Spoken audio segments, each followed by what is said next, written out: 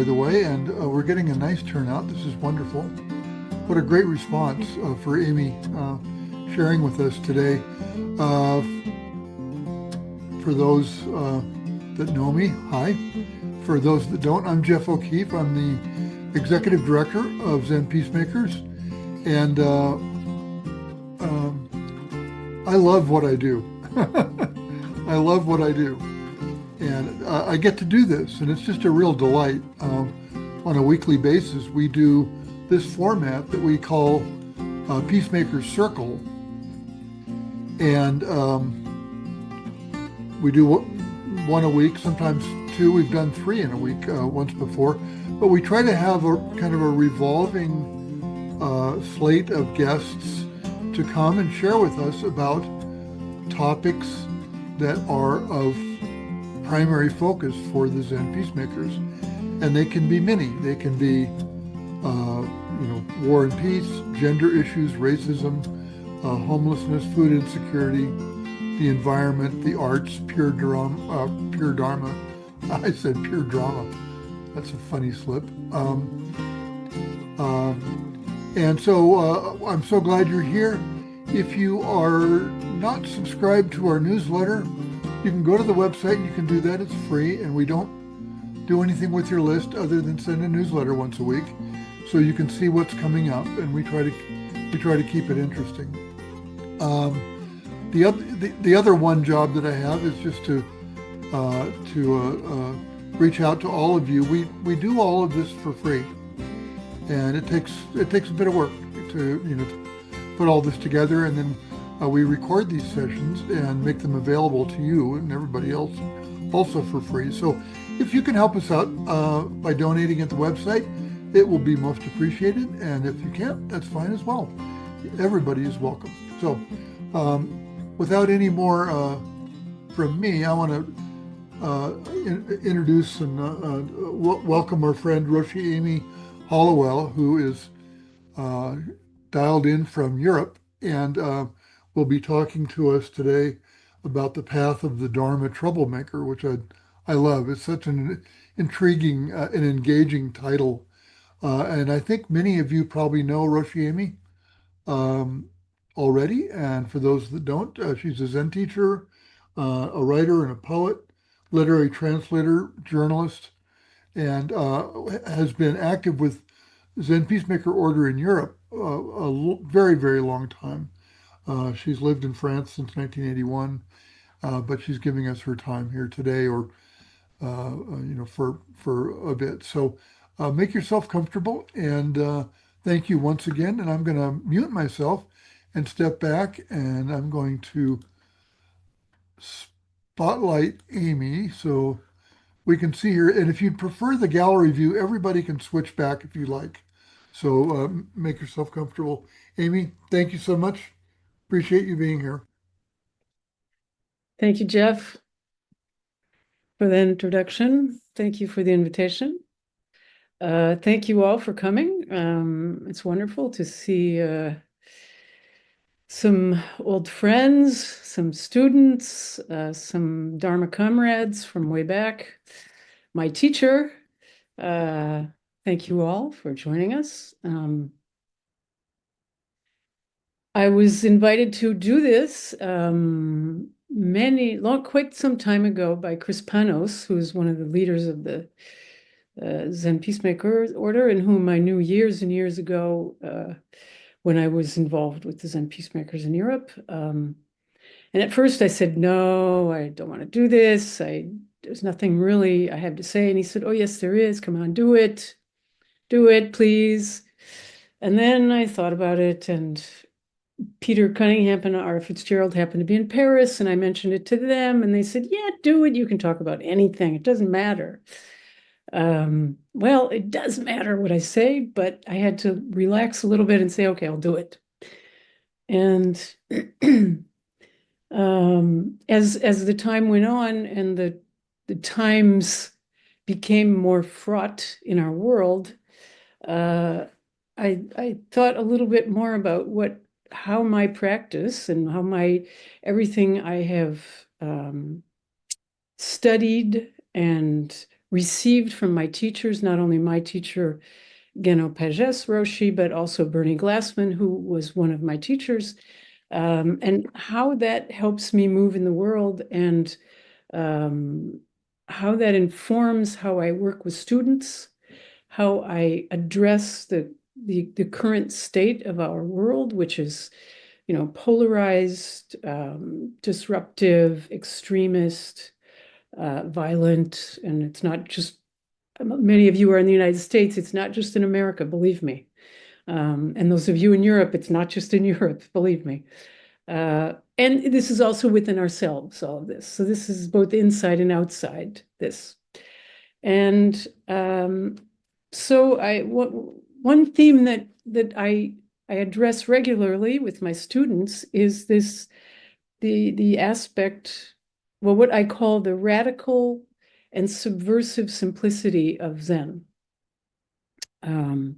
It's radical because it strikes to the root of being, it really goes to the absolute essential essence of being and the nature of all things. It's subversive because it overthrows the status quo of what the world is telling us to be and to do and to think. And it does stir up trouble. As I told Geoff before, when I told my teacher, Geno Roshi, about or she said when she saw the title, she said, "What? Amy, a troublemaker?" Well, the troublemaker is also very subversively nuanced. It's not necessarily, going in and blowing up a building or going out and shouting slogans in the street. It can be that. It can be becoming arrested because you're protesting about something. But that's troublemaking means just stirring up the status quo, resisting it, turning ourselves against, or more appropriately, for who we truly are, standing up for that, for the oneness and the wholeness of life.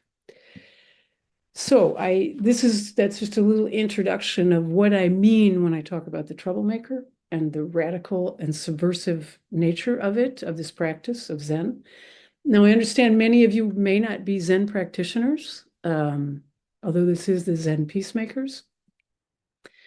I will try to make, I don't really use a lot of jargon, so I will try to make this as accessible as possible for everyone. And as Geoff said, so I'm a Zen teacher. I have a Sangha that's called the Wildflower Sangha. I did my career as a journalist here in Paris, 34 years as an editor at the New York Times and the International Herald Tribune.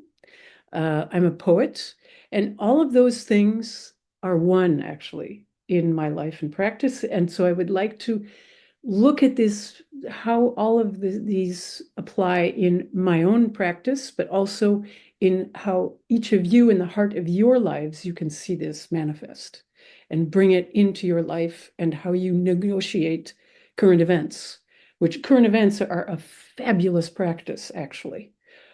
And we will get to that as well. So I want to begin with a poem, very short poem, so in my journalistic training, I'm an old school journalist, and you start with the lead, they call it, and you throw everything into the lead. And then as you go down paragraph by paragraph, you break it up and you give more information and details and quotes and things. Because in the old days, they would cut off the story from the bottom because there wouldn't be enough space. We don't have that problem anymore. There's unlimited space on the internet. But in the old days, on paper, you cut it off from the bottom. So you had to get everything at the top. And we called this the inverted pyramid. So I'm introducing, this is the lead of our story today, this poem. And I will read it. This is from one of my books, the first poem in one of my books, which is called Here We Are. So this is the poem. The whole story. Who you are is waiting here, barefoot and speechless, unknown perpetually in your sequence of tenses. Inverted pyramid constructions of why and how you are here miss what rests always not beyond. Sun still high and half the moon chalked in is where it starts and ends now. Take it all along. You are the whole story and all of its parts.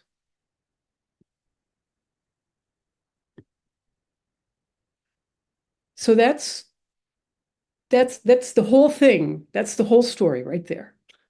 There's nothing else to say, but we have to say something, right?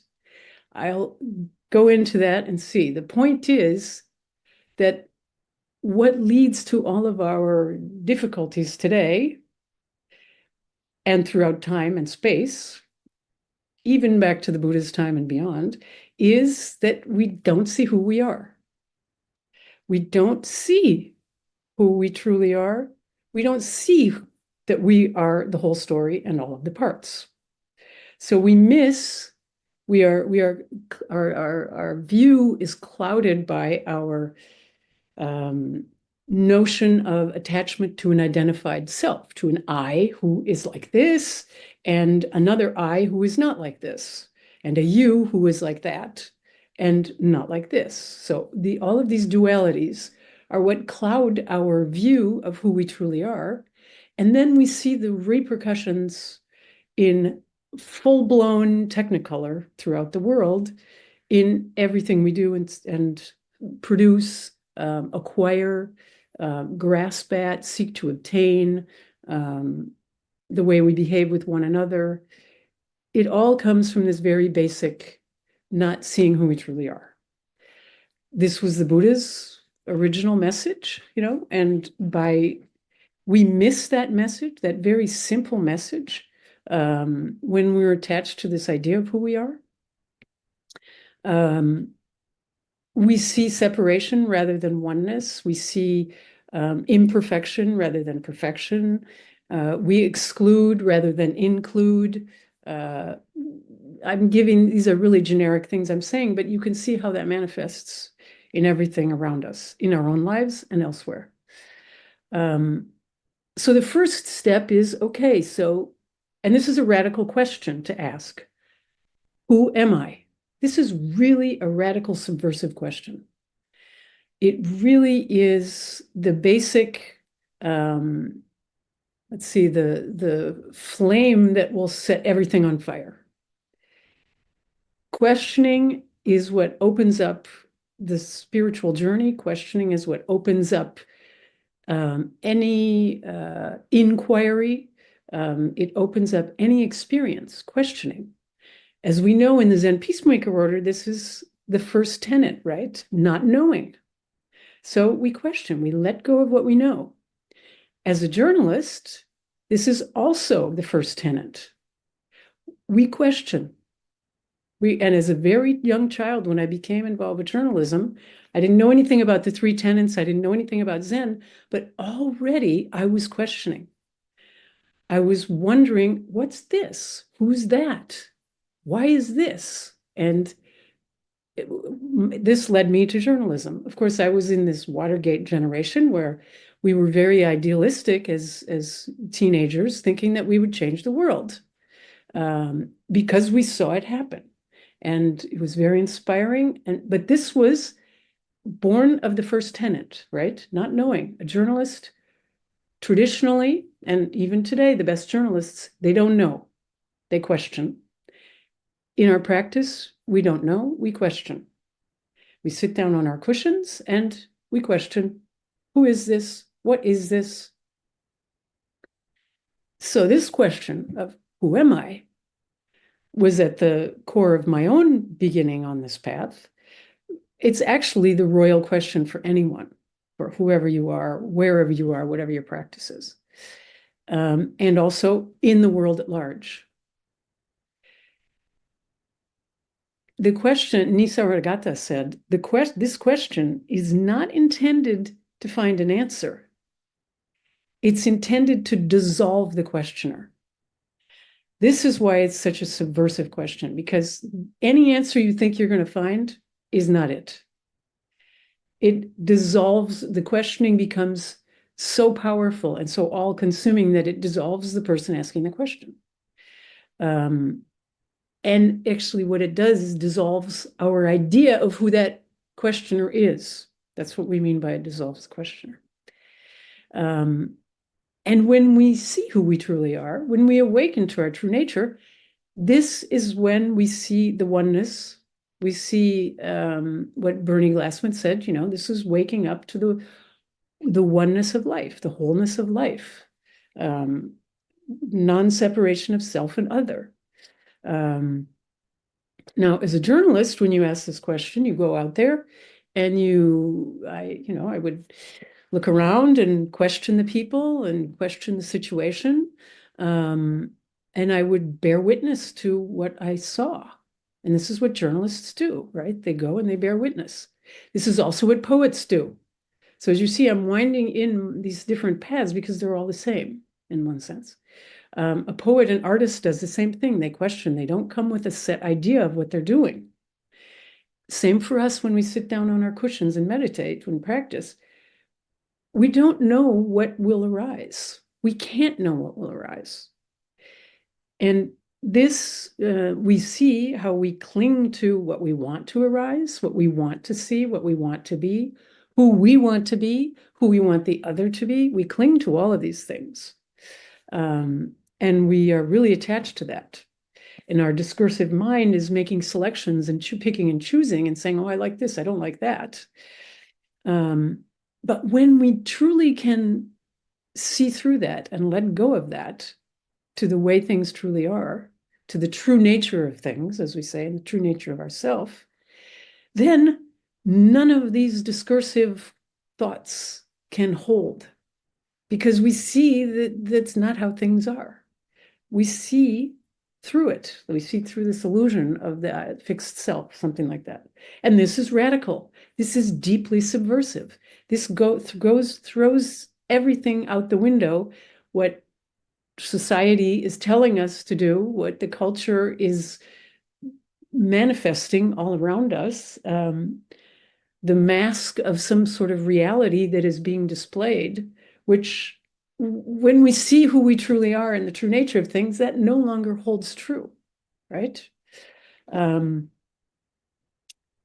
This sounds very conceptual, and I'm going to go through the concepts so we can get into some of the more of the meat. But so the Buddha called this wisdom, to see the oneness, to see the wholeness. We can just say, well, I see things as they are. I is not who I think I am. And this is liberation. We call this the path of liberation. And it's to be free from suffering. That's what we say. It's to be liberated from suffering, what the Buddha called suffering or discomfort or something. But what it is, what's causing that is our illusions, as I keep repeating, our illusions that we create by ourselves, about ourselves, and then the culture and the society reflects of, this I and other.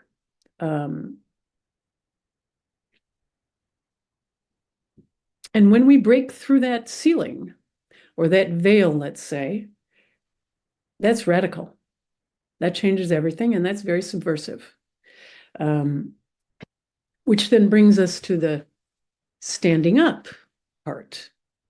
So, and this is where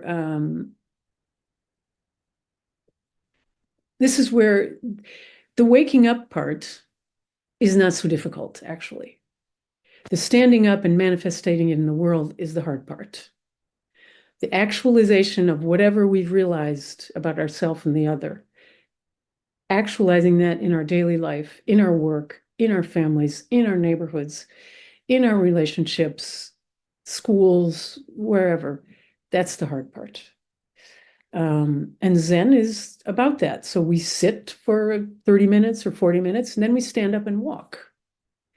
We don't just sit there. We get up and walk, and we walk together. We sit and we walk, and then we go out and we work. if we're in a retreat, we cook together, we clean together, we exercise together, we eat together, whatever. With Bernie Glassman, it was literally going out and working, and putting into social action, as we call it, this realization of the oneness of life. And any action that is born of this awakened mind is by nature subversive and radical, because this awakened mind is radical and subversive. So any action will be causing trouble for the status quo, I mean. We can look at Bernie Glassman's example, and it was controversial what he was doing. Maybe it still is today. I don't know. I think it's much less controversial than it was at the time, but it was controversial. People said, "Oh, that's not Zen," or how can you do this? How can you sell gourmet brownies to rich people? That's not good. You should be doing something for the poor people. Well, he was Robin Hood. He was taking from the rich to give to the poor, something like that. That's subversive, very subversive. And the people buying the gourmet brownies, they didn't know that the money was going to the poor people, or the people who needed employment or housing or help with their health care or daycare for children. And even if they did, maybe they didn't care. Doesn't matter. It was radical and subversive what Bernie was doing. But I want to bring it back to just each individual's practice, which is as radical and subversive. Anything you do, if your intention is, if you are tending toward awakening, towards cultivating goodness, towards cultivating wholeness, towards cultivating well-being, is radical today and subversive, because that's not what the mainstream is doing. And even if the mass mainstream isn't doing what they're doing, what you're doing is radical and subversive for you, yourself, in your life, returning to your true self, returning to what is whole, instead of acting from a place of separation and clinging and grasping, and doing harm to ourselves and others. The first time that I met Bernie Glassman was at Auschwitz, when it was the first year of the Auschwitz retreat in 1996. And I had a great introduction to Bernie's Sangha and community through Peter Cunningham, who we sat in the lobby of the Sasky Hotel. I didn't know anybody. I didn't even know Peter until that moment. And he just welcomed me and introduced me to everybody and introduced me to Bernie when he arrived. And very welcoming, non-separation, non-exclusive. I was welcomed into the community. And on one of the evenings there, we sat all day. Those of you who've done the Auschwitz, we sat all day on the tracks. And then at night we would all gather and people would share their stories. And I remember one night, or maybe it was in a smaller group, I don't know, a woman stood up and she said, this has been a horrifying experience for me, because I see that I have done Auschwitz in myself all my life. I have created a concentration camp in myself of rejecting what I didn't like about myself, rejecting how I didn't want to be, and imposing the same Auschwitz on my children. This was really powerful to hear someone say this. And to see the extent to which, Auschwitz is like an extreme example, but look at ourselves, how we do this, when we don't see the wholeness, when we don't see the oneness, when we don't open our hearts to who we truly are and who the other truly is, we do lots and lots of damage. I think this, for this woman who said that, I think this was really, a radical, subversive experience she had. Of course, it was really painful, deeply painful. However, I think realizing that she probably could never operate that Auschwitz within herself in the same way again. Doesn't mean everything was solved and beautiful and happy end. However, once you've seen it, it changes then the way that you behave with yourself and others.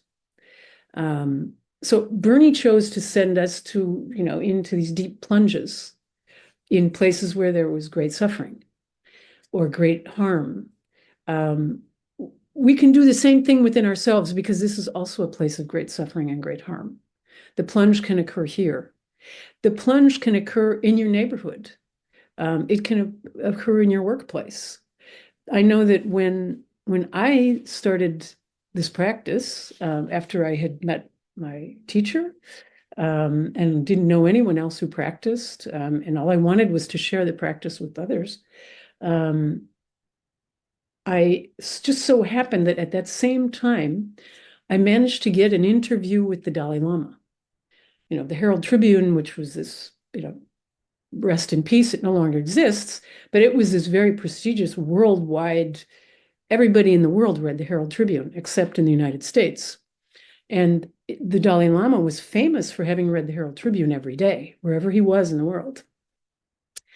I managed to get an interview with him, probably because I worked for the Herald Tribune, but it was also media day and everybody was, coming to all the, French news outlets were coming to interview him. So I got my half hour.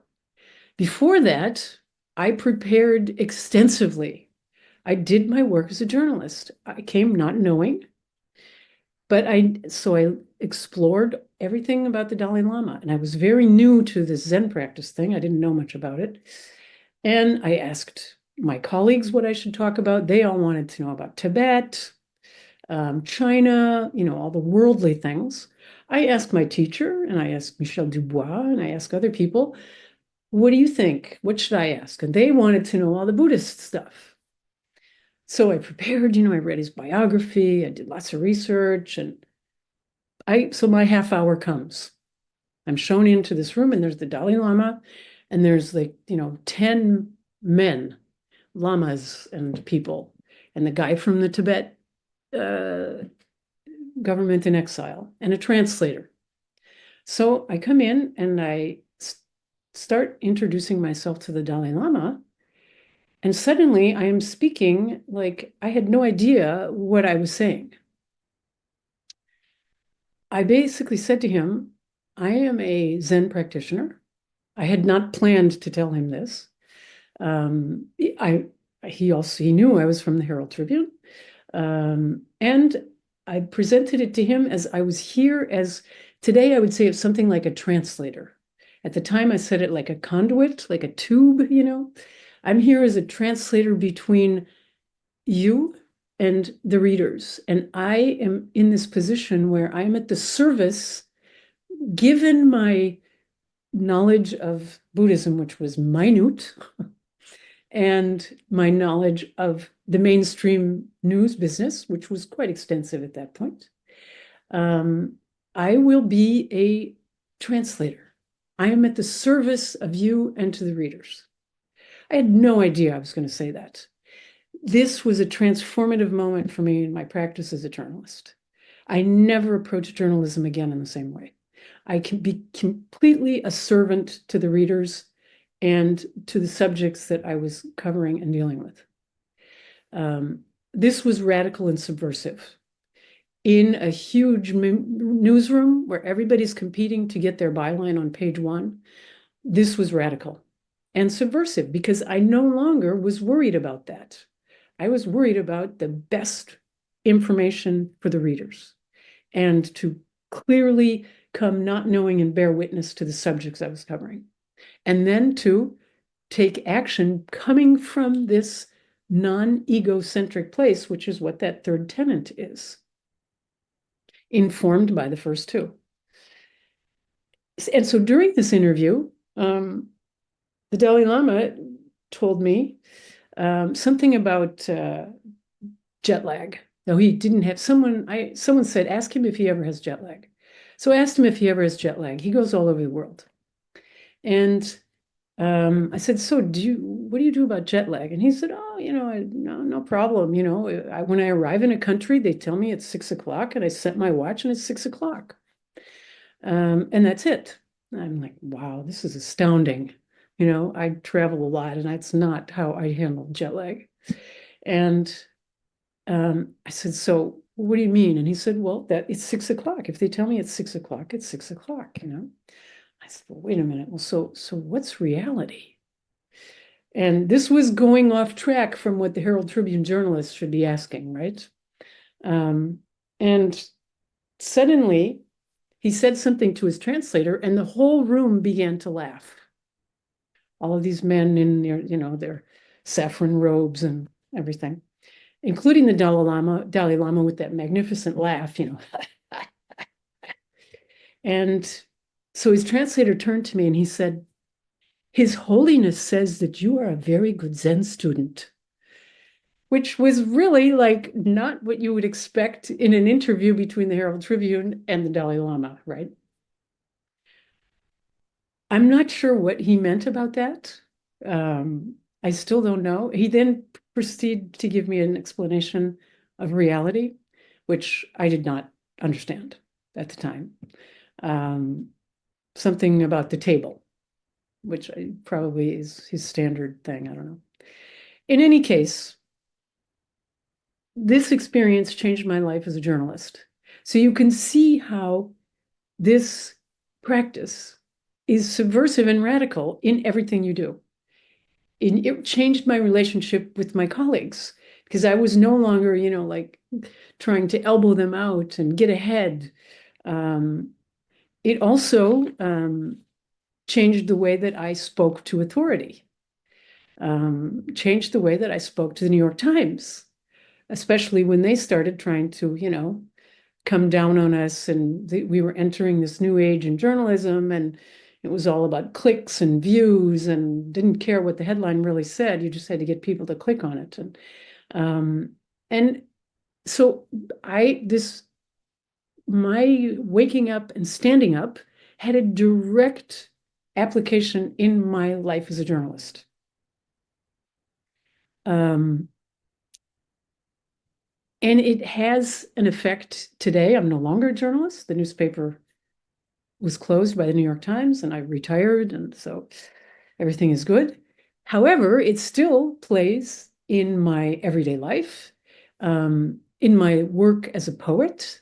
So as a writer, if I look at my two poles of my writing work as a journalist and as a poet, so I was always a writer, even as a small child, and journalism gave me a structure and a way to approach and express my writing in the relative world in a very concrete, structured way. The discipline of journalism is really tight. Now I'm talking old school journalism. I think the mainstream press still has a lot of that discipline, but it's changing. That discipline was crucial. It gave me, it was preparing me for the discipline of Zen, actually. And I was already using those three tenets, although I didn't know it. And within the tight constraints, word counts and short paragraphs and the lead and all of this, there was immense space for creativity. And so I pushed against that framework and was very creative within it. Poetry had none of that structure, had none of that social esteem, had none of that place in the relative world. And the not knowing and the bearing witness and the expression was about what is not seen, what is not concrete, non-form, whereas journalism was about what's seen, what is relative, what has form. So already I was navigating between these two worlds of relative and absolute, form, non-form, and applying the three tenets to these two aspects of my writerly world, if you will. And the journalistic discipline helped me in my poetic license. I mean, part of the poetic license was I didn't want anybody to tell me how to write. I wanted to be able to say what I wanted to say, how I wanted to say it, when I wanted to say it.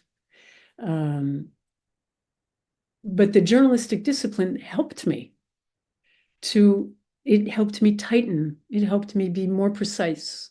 It helped me to be more concrete, say. And the poetic license helped me to be more creative in the way that I approached my journalistic career. The same thing applies to all of us. So I'm just using my example so that it can speak to you in whatever your work is, whatever your creative, your life is your art. So you can be creative in all of the aspects of your life. We are all the artists of our own lives. So all of this applies to you, the way you live and the way you work and the way you move in the world and the way you interact with people, the way you treat your partners and parents and sisters and brothers and friends and children and whatever. And this is, I tell you again, this is radical and subversive. It implies not being caught by fixed ideas or concepts of how you should behave, of what you're supposed to be as a sister, what you're supposed to be as a mother, what you're supposed to be as in your life. In some respects, so as Geoff mentioned, I left the United States in 1981. I was very young. I came here to do some graduate work. I said to myself that I was going into exile from Reagan's America. He had just been elected. But I was also fleeing all the fixed structures and beliefs around who I should be and what I should do, which of course I was imposing on myself. But I felt that the culture and the society around me was imposing on me. And when I set foot in France, I felt total freedom. I tell this to French people and they think I'm crazy because French people think of French society as being very structured and tight. And, you have to do this line of study if you want to do that, and you can't move around. And it's very, very old and structured. Well, I didn't experience that way because I had stepped away from my points of reference. I had moved into not knowing again. I didn't know anymore. And I was bearing witness to this new culture. It was an exciting time in France as well. Mitterrand had just been elected. I was so happy not to be in Reagan's America. Now we look back on Reagan's America with kind of nostalgia, but it was a weird place, America, at that time. Anyone who went through it. So I stepped out of my places of reference. You don't have to do that, though. You don't have to leave your country and your home and all of that. The only, we have in the Zen practice, we have this, in the Zen tradition, this notion of leaving home. You become a monk and you leave home. And you give up your worldly possessions and your worldly life. Well, actually, the only thing you have to leave is your attachment to yourself. That step of, becoming a monk or something is a wonderful way, I suppose. I didn't do that, but I think it is a wonderful way to help us let go of our attachment and our idea of self. But that's not, those are the forms, right? You don't need to do that. What you need to let go of is your idea of who you are. And the best way to do that is to question who you are. That's where it's subversive. Because everyone's telling you who you are. You've been conditioned and raised to believe something about yourself. And suddenly you're putting that into question. You're turning it upside down, which means to subvert. You're subverting it. It's subversive. And it's instigating a revolution of the heart and mind. And I'm not, I'm not saying this lightly.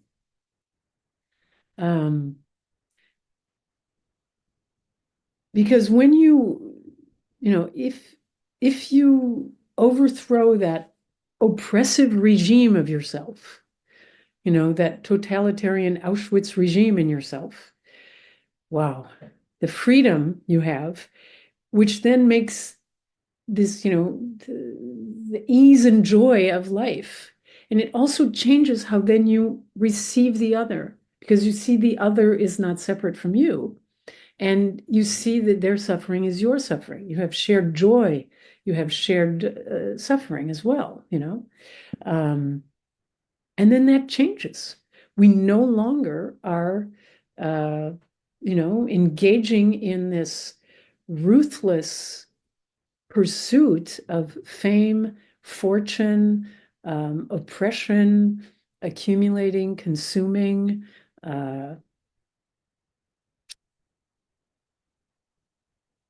Someone said, in all this whole, catastrophe of the tariffs and all of this business, someone said to me, oh, it's just terrible. Trump is destroying interdependence. And I said, no, he can't. Interdependence cannot be destroyed. What is happening is total delusion. It's ignoring interdependence. It's not destroying it. It can't be destroyed. And when we see that it can't be destroyed, well, then that changes how we experience all of this, horror that we're experiencing around this deluded behavior that is taking, these great proportions of deluded behavior. Now, this does not mean that there is not suffering as a result of this deluded behavior. There is great suffering. That is the problem. There's suffering around our own deluded behavior related to ourselves and to our neighbors, or to the person in the subway who you don't want to give your seat to, we do cause harm when we don't act from this place of wholeness. So when I say, he can't destroy interdependence, that doesn't mean that he can't do harm, right? So what do we do then? We are taking our steps on this radical, subversive, revolutionary path, but how do we then take that into the world? That's when it matters. What do we do then? So I gave you the example of being a journalist in that world. An example when I lost my job as a journalist and I was suddenly unemployed. And because France has this wonderful social net, I had great unemployment benefits. And so I kind of looked around and said, well, what will I do now? And this happened to be at the height of the migrant refugee crisis in Europe in 2016. And it made no sense to me, the migrant crisis. From the point of view of wholeness and oneness, it makes no sense. How can we refuse people who are not other and who need help? How can we refuse to give them help? How can we refuse to let them come to our homeland? But that's what was happening. It made no sense to me that these people would have to leave their homes, that they would give up everything they had ever known and make these perilous journeys, to Europe, where they knew people were not going to welcome them with open arms. It made no sense to me. So I said, okay, well, I'm going to take this as a koan. What do I do then? There happened to be in Paris a place that, like a day center where migrants could go, and they could live there for like 5 days while their papers were being processed. And then they would be sent to some other more permanent place. Others who couldn't stay there for 5 days could come in and charge their phones and have coffee and sit there, be inside during the day. And the ones who stayed there could give us their laundry, and we did their laundry. So I went to volunteer at this place because I said, I want to know what this is about. I want to know who these people are. This was the equivalent of going to Auschwitz and sitting on the tracks, right? Or going and living in the streets on a street retreat. I'm going to go and see what this is. So I went there every day, and basically I did laundry. So these guys would come and they would give me their basket of laundry, which was everything they owned. And, it was like a pair of jeans, some sweatpants, 3 pairs of underwear, 3 pairs of socks, a couple t-shirts, a sweatshirt, not much. It all fit in a laundry basket. And I would talk to these guys, and they were like my son. They looked like my son who was 23 or something at the time. They looked like him. They were listening to the same music as him. They wore the same clothes as him. They spoke excellent English, most of them. Others spoke French. Many of them had master's degrees. All of them were educated. I was suddenly, okay, I never really thought about who these people were, but suddenly I started to realize who these people were. Many of them were, coming because they were being persecuted. One guy had been like an attaché to the Prime Minister of Sudan, and when he went with the Prime Minister to Switzerland for a trip, a business, a diplomatic trip, the Prime Minister said, you should stay. Don't go back. You have no future in Sudan. Stay here. And so he did. He left his family, he left everything, and he stayed. These were the kind of people who were, leaving everything behind. And we were saying, we don't want you here. We don't care about you. I washed their clothes every day. I cared about them. I loved talking to them. Sometimes I took them to their appointment to deal with their papers. Sometimes I made coffee, whatever. At one point, the woman who was running the volunteers at the place, she knew I did meditation, and she asked me to teach them meditation. So I agreed, although, I didn't really know how it was going to work, what was I going to say to these guys? The center was in this big, old like warehouse that was open onto the Paris Ring Road, and it was cold and loud and grungy. And so I said, okay, I took a group of guys, I think there were like 20 of them. It was open to anyone.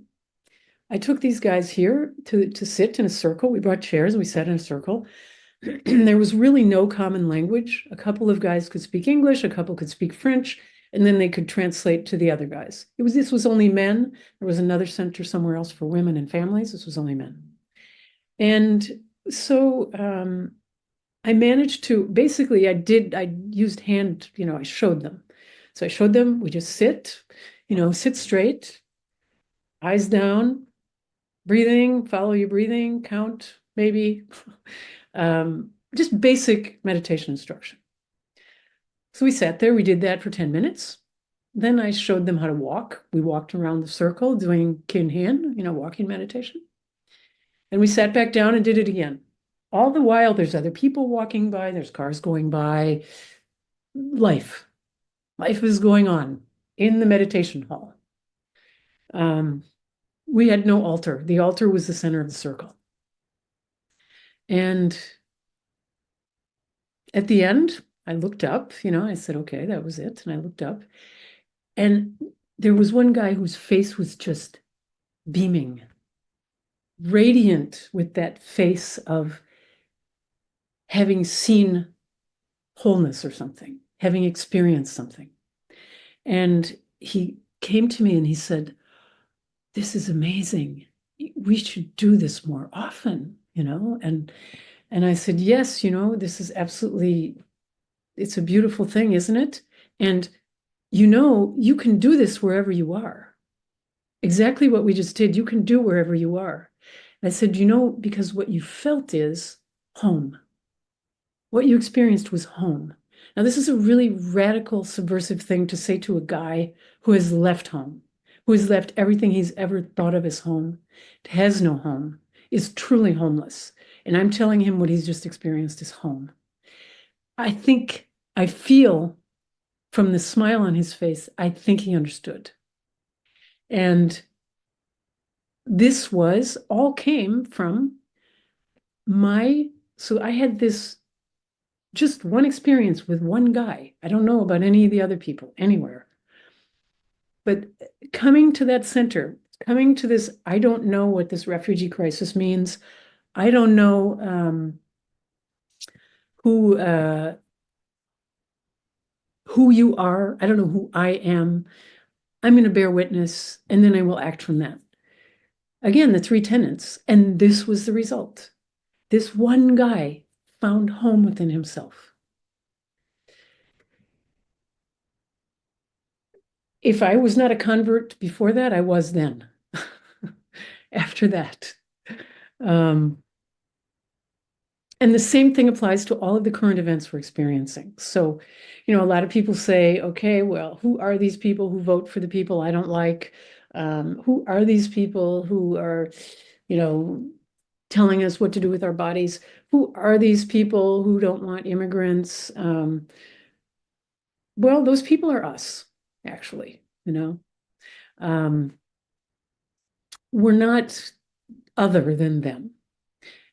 If we see this as we all are one, just another aspect of myself, right? And like the woman who saw at Auschwitz, that she imposed Auschwitz on her family and within herself, we can see this in ourselves, there's a great, well, great, I don't know, but a very, one of the leading playwrights and theater directors in France at the moment, Vajdi Mouad, who says that, the most radical discourse today is nuanced discourse. Nuance, the middle way, Buddha's middle way is nuance. Nuanced, that's the middle way. In our world of extremism and polarization, nuance is subversive and radical. Nuance, it comes from Latin and French, cloudy, but it doesn't mean cloudy in the sense of blurry, we can't see it.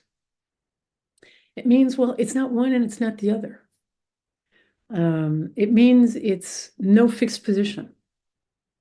It means not these extreme views, right? These extreme polarized ways of approaching everything, which have always existed, but we won't go into the roots of it, but for today is, really rising to the top and overpowering the public discourse. So nuance, that is really interesting too. That's also when, in our tradition, when we approach the precepts, we look at them from three aspects. From the literal aspect of, black and white, killing, not killing, lying, not lying, stealing, not stealing. That's the literal extremist perspective. Then we have the, what we call this, the absolute perspective, which is there is no stealing, there is no killing, there is no one, everything is one, nothing to steal, nothing to lose, nothing to gain. We know that too, okay? This is the absolute point of view. However, if we become fixed on either one of those 2 points of view, we fall into the place of doing harm, because if we don't acknowledge the differences, we then become totalitarian. We ignore harm, we ignore the other, we say everything is okay when it's not. And if we say only, if we only stay with the differences, well, then we don't admit that, well, it depends. We don't admit the nuance, and Bernie's famous anecdote of, okay, so you're living in France in 1942, and the French police knock at your door and say, do you have Jews here? And you actually do have a Jewish family that you're hosting. And if you lie, you are breaking the precepts from this absolute point, this literal point of view. However, if you don't lie, you are sending these people to a certain death, and you're probably sending yourself to great persecution too, because you were hiding them. So what do? Well, the middle way, the nuanced way, is you say, what is the way of least harm? When you act from the position of oneness, from awakening to the true nature of things, you lie. No, I don't have Jews here. Are you breaking the precept? Well, Maybe. Are you honoring the precept of not killing? Maybe. Precept doesn't matter, though. What matters is those are just guidelines to help us to live from a position of wholeness and doing no harm, or the path of least harm, let's say. And so we can see also how this, very basic teaching of the Buddha of the middle way, of non-extremes, because he himself had experienced extremes in his life, and he came upon this middle way by awakening to the oneness of life. That the same thing applies for us today, and it manifests as nuance and not having fixed positions. So, taking in other views, acknowledging other views, looking into them. What does that mean? Where are these people coming from? What is the suffering involved in taking a certain position? Geoff was telling me just earlier that, someone that he spoke with, is frightened because they rely on government aid for food and health, and what will happen. So we can acknowledge that. We can see that those people are frightened. Remember, it seems like, years ago when the bishop of, when the wonderful bishop spoke in the cathedral to Trump and said, there are people who are frightened. If we can acknowledge what people are feeling, and there are people who are frightened who, maybe don't share our views. They're frightened of losing their jobs to migrants, or they're frightened of whatever seems other. So can we open to that? Can we welcome that as well? That's where current events, as I said, are a marvelous teaching of impermanence, interdependence, samsara, the three poisons, all of these, this jargon that we have in our traditions, separation against versus oneness, inclusion, exclusion. If we can come back to this very basic experience of who we truly are and who the other truly is, then that changes how we experience current events and how we approach differences, disagreements, positions. After 9/11, like before the US had invaded Afghanistan, in that kind of grace period, after when, even Le Monde, the French newspaper, the headline after 9/11 was, "We are all Americans." It was this amazing moment of unity, world unity, which didn't last very long. The Dalai Lama was interviewed on French television during this period by this satiric program on a Canal Plus, which is an alternative channel in France, and the journalist was kind of joking with him, and he said, if you were George W. Bush, what would you do? Oh no, it was maybe right after the US had invaded Afghanistan. And so this kind of comic guy asks the Dalai Lama, if you were George W. Bush, what would you do? And the Dalai Lama kind of paused, and then he did his laugh, and he said, well, I think it's good that he waited a little while. The reason he laughed was he could never be George W. Bush. If he was George W. Bush, he wouldn't be the Dalai Lama. The Dalai Lama would never be the president of the United States, just by the very nature of who he is. But he honored this pause. Supposedly, someone here, I think it was Pico Iyer on one of these talks, said that the George Bush and Dalai Lama were friends, actually, or were friendly, maybe. I don't think it was maybe the case at that time, but maybe they came to find some common ground through their faith, because they're both deeply, religious people. But the Dalai Lama was honoring that moment of, he could, as he said, even Mao Zedong has Buddha nature. Even George W. Bush, he's maybe not aware of it, doesn't see it, and doesn't always act from that place. But for one shining moment, he did. For one moment, we all did. And then, of course, we forget. It's like when we count our breath, we forget. and then we come back. We forget and we come back. The important thing is to, when you realize you forgot, remember, yes, yes, oneness, yes, this is who I am, that is who they are. We're all one.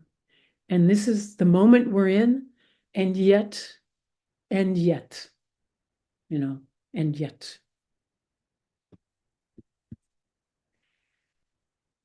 So, we could probably go on like this, but I would like to share another poem, brief or part of a poem, and then we'll move into some question and answer, okay? The other poem is the last poem in this book. The book is, I remind you, Here We Are. And this poem it's a long poem at the end of the book. So I'm only going to read the last few stanzas. It only takes about 3 minutes to read. But it's kind of a way of summing up what we've just said, okay? And if it sounds like I'm plagiarizing Walt Whitman at times, I am. That's poetic license. And Walt Whitman was in our study group that we had with Bernie Glassman, Walt Whitman was my persona, who I was supposed to embody and see his teachings through. So these are the last few stanzas. Can everyone see it? The sharing has worked? Yeah, okay. Here we are hiding in broad daylight, openly hunting logos in aisles flooded with want, searching for a deal to die for, in pursuit of the life-bestowing gem, on a spree for the perfect fit for the bargain of our most basic greed, shoes with names, shirts with words, bags with faces, a brand for every item, an item for every price, a price for every budget, a budget for every insatiable appetite in the realm of hungry ghosts, submitting to the demands of marketing mechanics and the merchandising precepts of fashion. This is where we are, shiny, huddled masses yearning for a fix, where even the Dalai Lama says he longs for all the electronics displayed in all the windows of every store lining every interminable avenue in Los Angeles, leading to every impossibly perfect beach strewn with the impeccably washed-up dreams of an entire continent populated by Puritans armed with guns. And still, here we are, in a flurry of raised elbows on crowded boulevards, although we really have nowhere to go but here, which is exactly what we're hurrying not to admit, and which is why if we get a seat on this train, we won't move until the end of the line. Forget the pregnant ladies and elders and invalids. We have priority. We're running late according to the schedule we drew up for an estimated time of arrival, whose progress and delay is being closely monitored by portable devices kept under our thumbs and within earshot of multiple ringtones, advertising jingles, sampled tunes in shuffle mode, security alerts concerning suspect packages, and the metallic cohabitation in our deep pockets of small change from a common currency on the verge of devaluation, implosion, or other repercussions of continental divide. So much for dimes.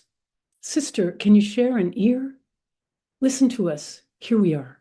Listen. Here we are. We copy and paste, we update status, we plaster our network walls, our inboxes are flooded, our images are shared, our data cast from pods, we search and stream and flag and delete and tally the hits and views. Here we are. Here we are. Here we are, all together on this fertile quicksand, this holy killing ground zero, this no man's land. It's neither a rock nor a hard place, and it's also not in between. Here we are castaways, here we are specks, here we are galaxies, here we are nomads unto ourselves, each moving one and all in a cosmic dance of interdependent spheres, step by step with the riddle of sunbeams on the pavement, in the upheaval of revolutionary crowds tossing their despots, in an avalanche of scavengers slipping dinner into the microwave, or foraging for it amid abandoned scraps in a favela or in the scrabble of barren fields. Here we are, all of us. Here we are, always. Here we are again. It's been said before and before. Here we each are. Here we all are. Do I repeat myself? Very well, then. I repeat myself. I am large. I contain multitudes of us, all world without end.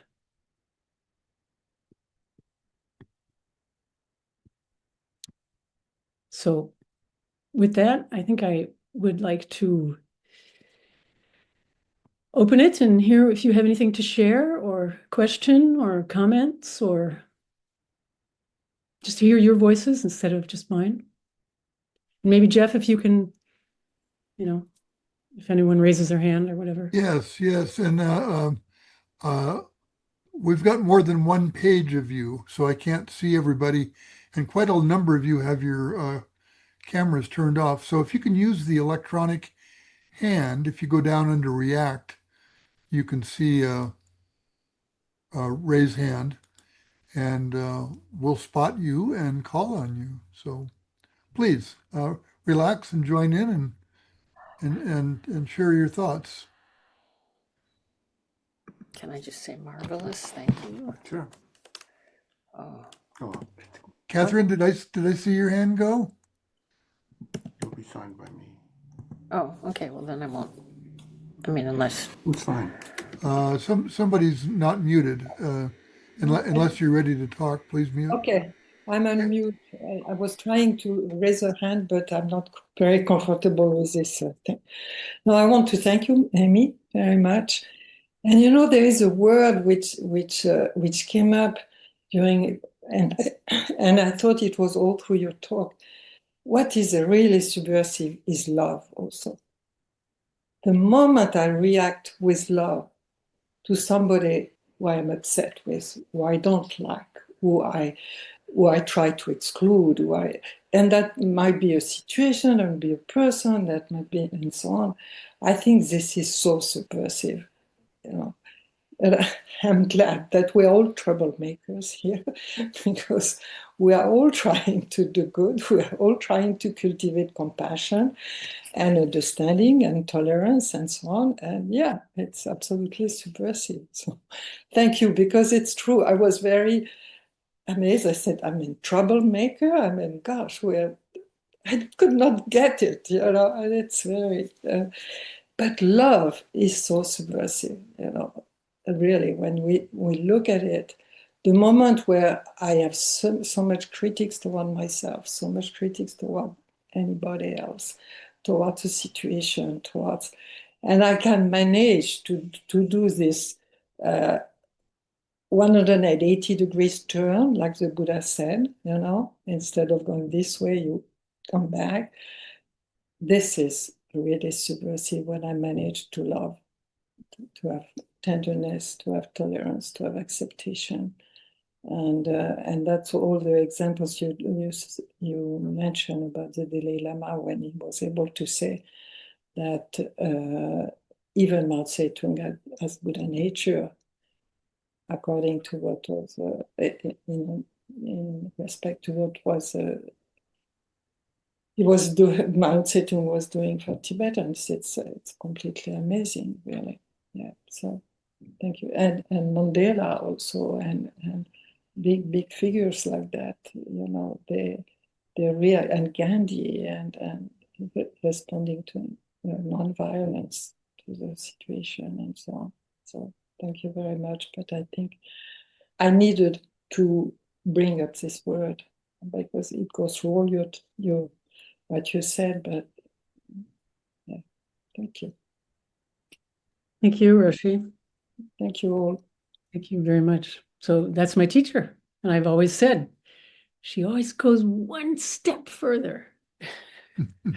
It's wonderful, wonderful. And it's absolutely true. That's the whole thing is about love, yeah. Well, we've got nearly 50 of us here, and we've got about 20 minutes left. So please, and the Cunningham Fitzgerald Consortium, don't make me call on you.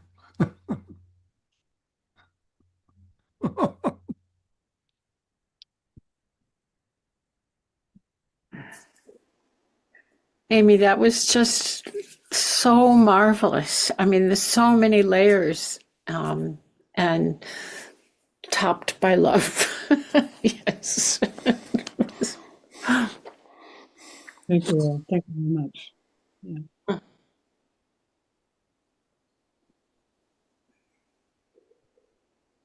Jason, I see your hand. Go ahead and unmute, and thank you so much. Yeah, absolutely wonderful talk. It's funny as an American growing up in New England, right? I have a particular perspective on the current set of events here, and I started studying Zen, not many years ago at this point, but it certainly helped me come to grips with what's happening. And in particular, this idea, this radical idea of avoiding or not avoiding, but not contributing to the conflict, right? I think is massively radical, right? In a country that spent $1 billion attempting to win a presidential election in Pennsylvania, right? The industry that's being fed is one of conflict. And the central tenets of our society are ones of conflict. And to see each other as one and understand that all of the browbeating and the name calling and things that even I've been, guilty of perpetrating against folks who, are just as scared and are suffering and just happen to express it in different ways. Putting that down was just freeing. It made me not afraid. And so thank you for your talk. I think you're right that the most radical thing we can do right now isn't necessarily to fight the system, right? But to admit that it's not all that relevant to us. That if we put down the conflict, we can live with each other and be kind and move forward. Yeah, absolutely. Thank you. Yeah. And that's radical stance. Yeah, absolutely. Thank you, Jason. Anyone else? You're among friends. Something's on your mind, I know. Jose, I see your physical hand. Yeah, thank you very much, Amy. Hello, everyone. Now, this is more kind of political question in terms of the translation of this. I guess it's more a sense of wellness than an idea of wellness, because the idea of wellness has always this connotation with some kind of totalitarian view of the world. So I would like you to perhaps explain the difference of the sense of wellness coming from your heart and the sense of wellness that comes from the head. Thank you. Yeah. Thank you, Jose Eduardo. Well, you pointed to it with your hands, head and heart is two different, one is conceptual and one is experiential. And when we experience the wholeness experientially with the heart, that includes the differences. So we see the differences, we see age, size, color, we see a red car and a blue car, we see a cat and a dog, we see the differences, and we appreciate the differences without judging. So maybe we could say something like that, it's a non-judgmental wholeness. Whereas, so we can see pain and joy both with an open heart and acknowledge them fully. We can see the different positions, the political positions, for example, with an open heart. Doesn't mean that when we can do that, then we're better able to see which position goes towards creating more suffering and which position goes towards love. If we can acknowledge them and hold them all, include them all. And so in Portugal at the moment, there's this big scare because the extreme right got a lot of votes, and so there can be a reflex to reject those people. But can we hold them and hold their views and not necessarily agree with them, but not enter into conflict because of it, and not impose our views on them. I don't know. Does that answer your question? Something like that? But it's really about the head and the heart, like you said. Yes, yes, it is. Yeah. Thank you. Thank you. Thanks, Jose. I noticed folks are putting comments in chat. We really can't monitor the chat so well. So if you have a comment, please feel free to share it verbally so that we can all take part. Anyone else here? Oh, I have a couple. Joe, I think you were first here, and then Deborah afterwards. Thank you both. Yeah, hi. Thank you, Amy, and community here. That's new to me. Amy, I every time you started telling a story, I tuned in, and then when it goes away from a story, I tune out. So I thought that was uh telling, and it's true that that's the way it is. I think for us people, we like stories. I have a story of a disagreement with a neighbor. So I lead retreats and have people walk by, and we're such different kinds of people.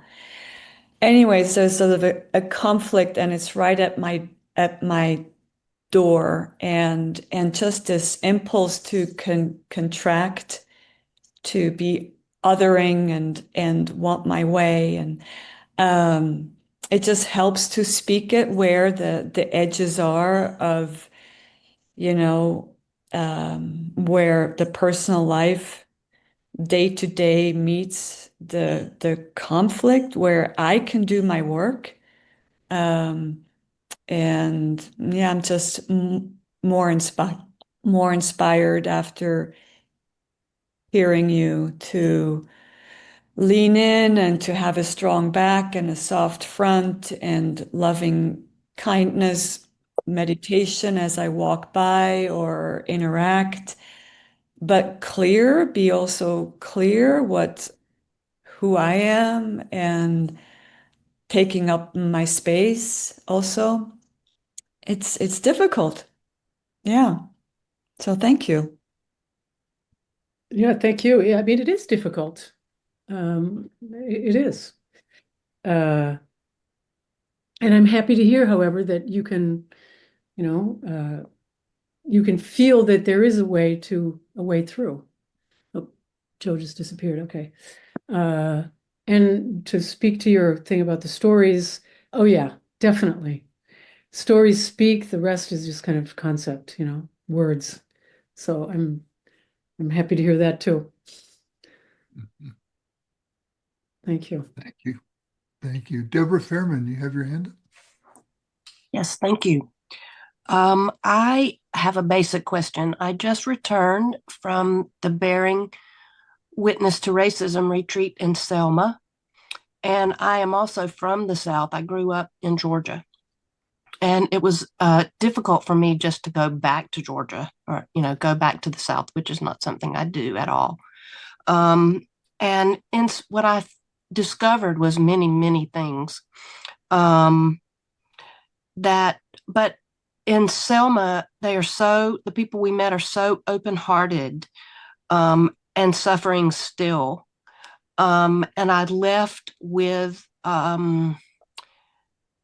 still anguish about the nature of life there. And there was a lot of caring and loving that went on there, and that changed me. The whole experience changed me. But I'm wondering if you can talk a little bit about how bearing witness is a radical act.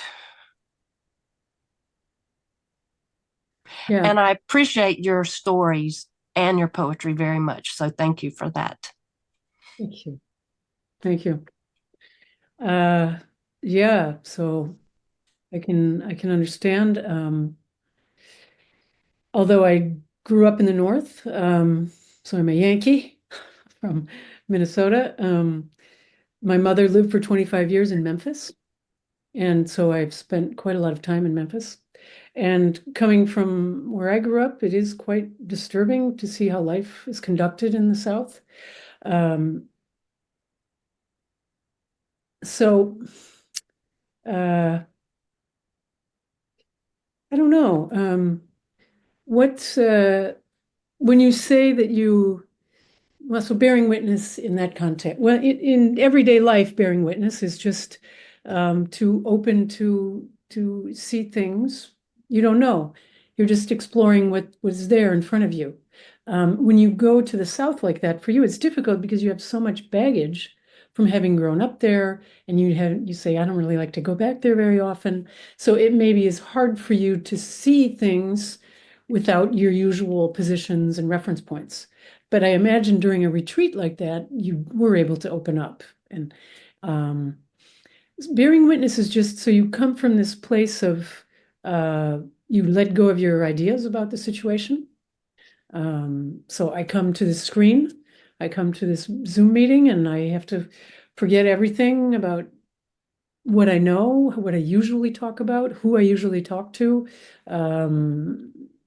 what I usually say, and I have to just let go of all that. I choose to let go of all that. And then I just bear witness to what arises. I don't know who's going to ask a question, what they will say. You ask the question and I stay open to it and I listen. And then I respond from this place of having no set idea. If I had a set idea about what you would ask, I would completely miss the point of your question. And if I had maybe not a set idea about what you would ask, but then, oh, I'm going to answer her question. I had this experience in Memphis, and so this is what you should experience or something, that would also miss. We just open to the situation and we respond from that place of openness. Bearing witness is like openness. I know there was a lot of controversy about this term bearing witness, and people within the peacemaker community wanted to change it. I kind of lost track of where they are with that now, but I personally really like that phrase, bearing witness. It's really just being present to what is without a fixed opinion, something like that. Thank you. Thank you. Thanks, Deborah, for your question. We have just a few more minutes if we have another comment or question or observation or something to share. Hi, my name is Jody, and I'm sorry my video's not working, and I can't find the little hand raising. Well, you've got the floor, Jody. So Great. welcome. Thank you so much. Yeah. So one thing I started kind of saying to myself many years ago is, let me set aside everything I think I know about myself, about you, other people, in the world in general, and it's been quite helpful. But of course, I've went in and out of that practice with myself. And recently, in this past several months, I literally have had to step away from the news and just take a huge step back because there's so much information out there accessible to me, and I've never ever taken a step back from these kinds of things, and it's been subversive and revolutionizing to my ability to be willing to and actually find space to gain some common ground with people who I generally have not been agreeable with, and to be able to listen and hear them from a different place, one of not of defensiveness and I need to come back and change their mind, but just to really listen and say, and find that commonality of this is a shared suffering. I mean, the content of the suffering may be different, but it's still a suffering, and finding some commonality there has led me to a place of being able to have compassion. I just want to put that out there. I really love the poem, the part of the poem. It just blew me away. So thank you for sharing that. I too am a troublemaker. I think I've been for a very long time as a social justice advocate and a social worker. So anyway, thank you so much, everyone, for sharing and for this wonderful event. Thank you very much, Jody. That's beautiful sharing. And I think everyone can relate to this, being flooded with information and wanting to not follow the news. We have that choice. However, can we maintain our place as citizens, informed citizens, on the middle way? Can we find a way to, act as a citizen, stand up as a citizen in the world, without, caving into, binging on continuous news or something and becoming caught in it. I don't know. And it sounds like you found your way in that, which is wonderful. Yeah, it's helped me not to want to run away. It's also helped me step back from, even though I acknowledge the anger and the frustration that comes up, those were becoming barriers to me taking action in the world in a way that I normally would. So this has been, like I said, very revolutionary for me to be like, I don't need to know everything going on all the time everywhere. And let me just step back for a moment. And it's not that I'm completely uninformed, but there's been a massive step back from constant engagement or involvement with what's going on today, right now in this moment. And there's allowed space, like I said, to really be with other people in an open way, Yeah, wonderful. Thank you. Jody, thank you for that. And I think that's going to take us right up to the end of our time. Amy, you're reading from your book. Feel free to plug it. Where can we get your book? Well, you can probably find it somewhere online. I don't know. Should I put in the chat the name of the book? I Yes, don't know. yes, please. I invite you to. Yeah. Let's see here. To everyone. So this book is, here we are, and the publisher, it's a French publisher, but it's in English. This is the publisher. You might be able to find it on Amazon or something. I don't know. Or Okay. maybe the publisher. Okay. And then, yeah, there's another one that's more Zen related, but I didn't read from it, so I maybe won't. Very nice. Thank you. Thank you. Well, Amy, thank you so much for your sharing. The time flew by, and I think this was really rich. It was for me. I really appreciated this. So thank you for being our guest today. And once more, I invite everybody. This is what we do. The mission of Zen Peacemakers is fairly simply stated. We're dedicated to witnessing and relieving suffering through social action based in contemplation, which is a pretty big tent. We're non-denominational, we're interfaith, non-faith, open to everybody. So you can join Zen Peacemakers on the website. It's free. It takes about 30 seconds to put your name in. And do be sure to subscribe to the newsletter. But we'd love to have you join us. So come see us again, and thank you, everyone. Enjoy the rest of your day. Take care of yourselves. Most importantly, take care of somebody else. Thank you, Geoff. Thank you, everyone, for joining.